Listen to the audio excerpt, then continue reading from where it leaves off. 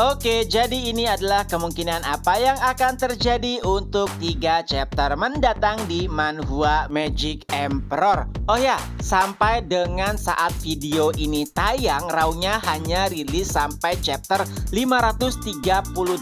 Entah apakah chapter 539 delay atau memang cuma rilis 1 chapter aja. Jadi Mimin hanya akan melanjutkan video ini dari pembahasan minggu lalu, yaitu tak kalah Zovan dan juga Chong-er berbincang. Nah, intinya terjadi perbincangan panjang antara Zovan dan juga Chong-er, sang kaisar boneka baru. Yang mana di sini Zovan menegaskan jika posisi Chong-er adalah boneka keluarga Luo, jadi jangan terlalu banyak tingkah. Ya, walaupun perkataan itu benar tapi sangat menyakitkan. Bahkan itu membuat Fang Qiubai sangat kesal. Tapi sayangnya ia juga tidak bisa melakukan apapun.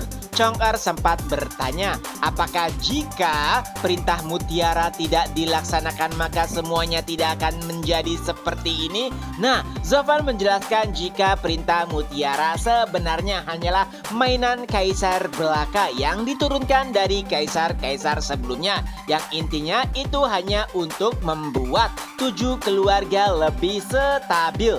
Jadi mau itu perintah mutiara ada, terlaksana ataupun tidak, maka hasilnya tetap sama.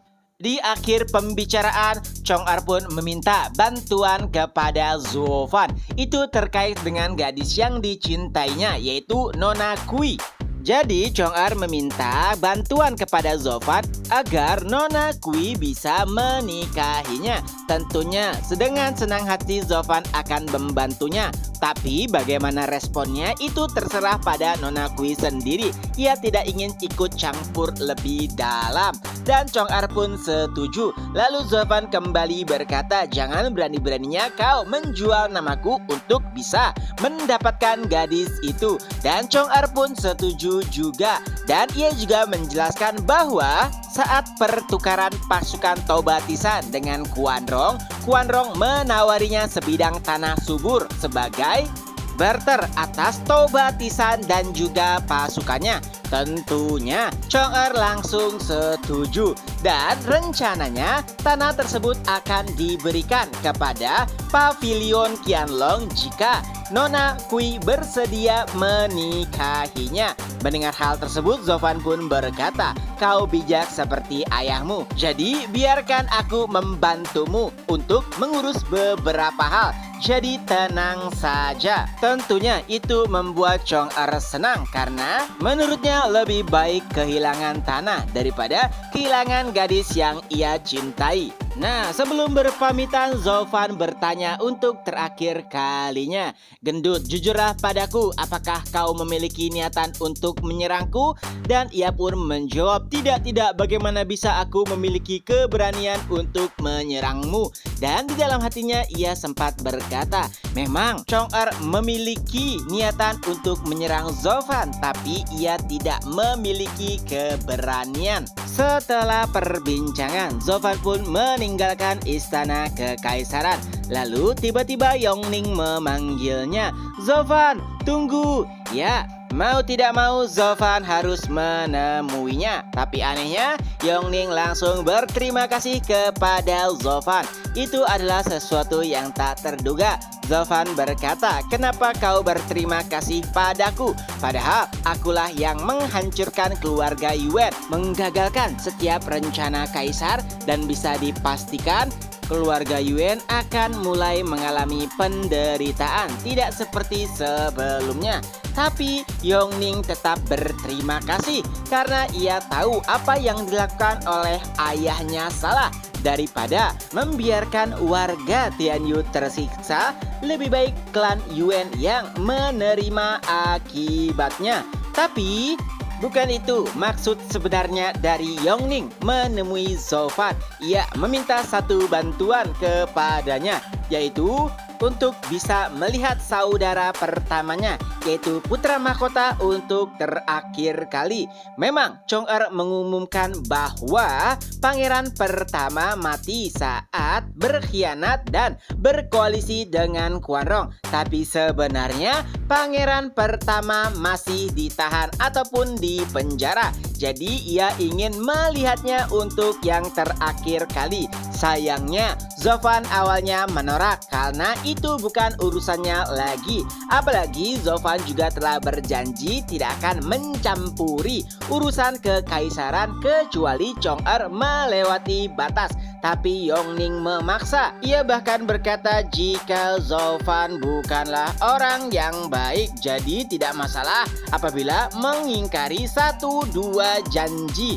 Ya, pada akhirnya mau tidak mau Zovan pun mengabulkan permintaan tersebut karena memang Zovan juga tahu di mana pangeran pertama ditahan. Beberapa saat setelahnya, tepatnya di sebuah tahanan, Zovan berkata kepada Yongning, di sana, di penjara ketiga, di sanalah pangeran pertama ditahan.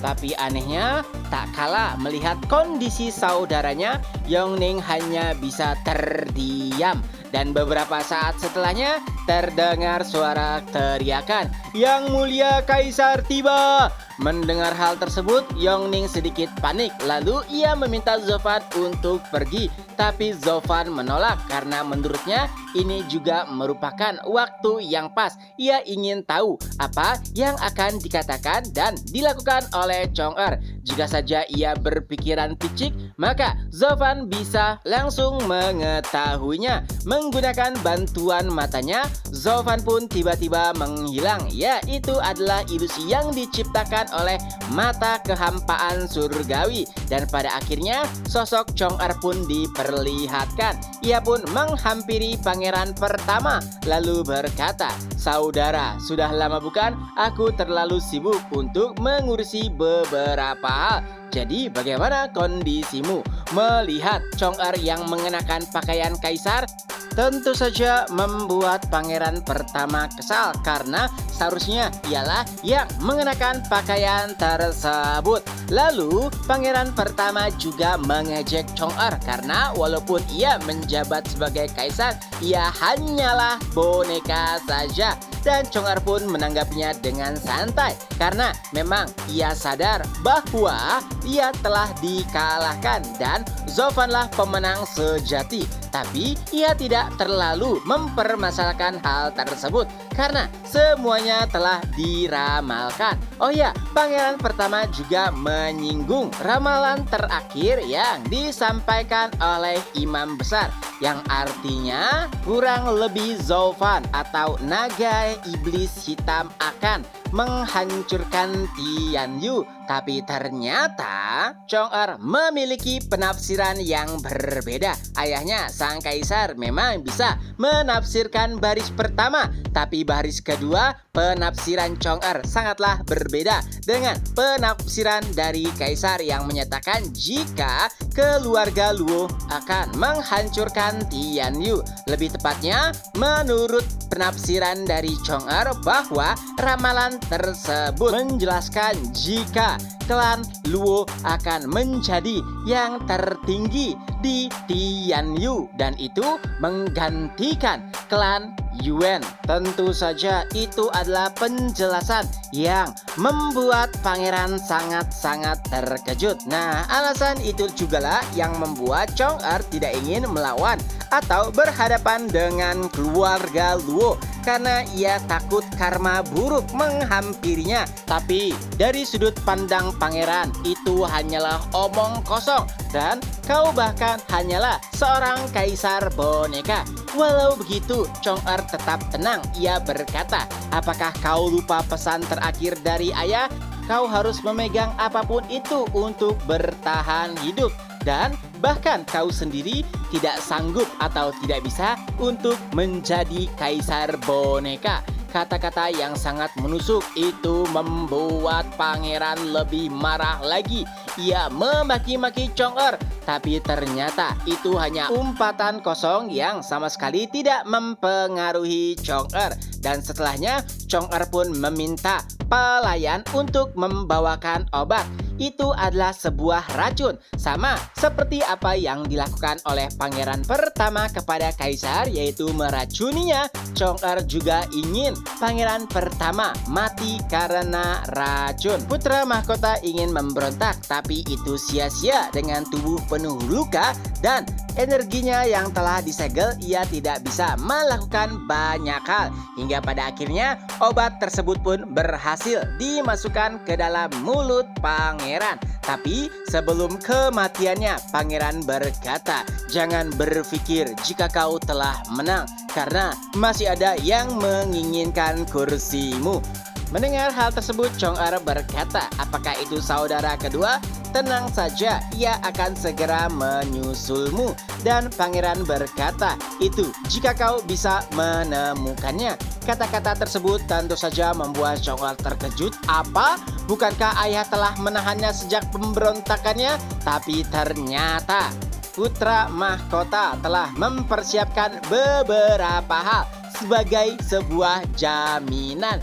Tepat sebelum kaisar diracun oleh putra mahkota, ia memerintahkan orang kepercayaannya untuk melepaskan pangeran kedua, di mana jika rencananya berhasil, maka pangeran kedua yang telah dibebaskan akan dibunuh juga oleh pangeran pertama. Tapi jika rencananya gagal, ia akan memastikan jika pangeran kedua membalaskan dendamnya.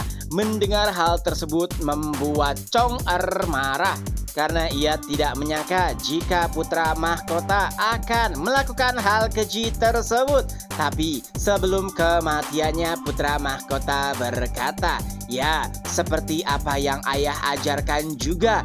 Jika aku tidak bisa memilikinya, maka aku tidak akan membiarkan orang lain memilikinya juga."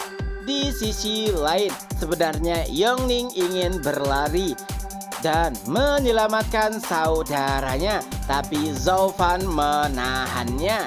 Dan itulah akhir dari putra mahkota pertama. Chapter pun berakhir. Nah, itulah kemungkinan apa yang terjadi untuk beberapa chapter ke depan dari manhwa Magic Emperor. Semoga terhibur. Ketemu lagi di next video. Bye-bye.